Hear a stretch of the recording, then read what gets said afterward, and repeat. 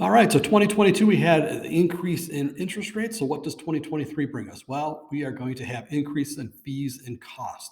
The agencies, which are Fannie Mae and Freddie Mac, and I'm going to call them the agencies, which do the vast majority of the loans here in the United States, are increasing what they call their loan level pricing adjustments. LLPAs is what I'm used to calling them. These loan level pricing adjustments will be put in place, and it's going to impact everybody on the spectrum. Now, what won't be impacted? The jumbo loans and the portfolio loans that lenders do aren't going to be impacted by these, but the vast majority of your fixed rates and such that Fannie and Freddie do are.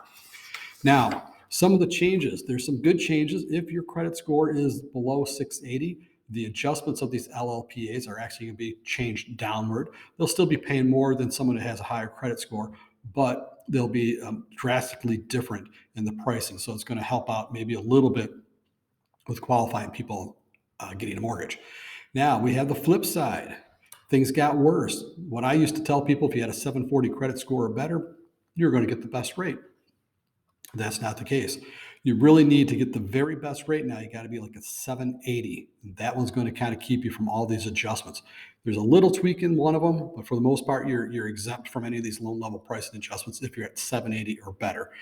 760 to 779, there are some adjustments, but you start taking a hit. So we have changes going on right there. Now, here's the biggest change in the pricing that's going to impact absolutely everybody. And I'm not sure how it's going to impact everybody because we don't know in this article that I'm reading. Has to do with debt to income ratio. That was never part of the equations when we quoted rates out in the past. It was always, is it a primary home? Is it an investment? Is it a second home? What's the down payment? Maybe the product, but never debt to income. So for people out there trying to shop for mortgages now, I don't know how you're going to be able to do it because, when you're talking to someone, it's like, okay, well, if you know what your credit score is, that means nothing. What is your debt to income? So this is going to be real important for what lenders you choose to work with. I love my numbers. And you better be calculating the income correctly because if you miscalculate it, you're going to be costing your client money long term in the rate that they're going to get. So if someone flies off and gives someone an interest rate without knowing what they're making and their income, then it's invalid. It needs to be really particular. And the other one that's going to take a real big hit going forward are your cash out refinances. They don't even talk about it because it's so big. So here we go into 2023. If you want to take a cash out refinance, I suggest you probably do it now.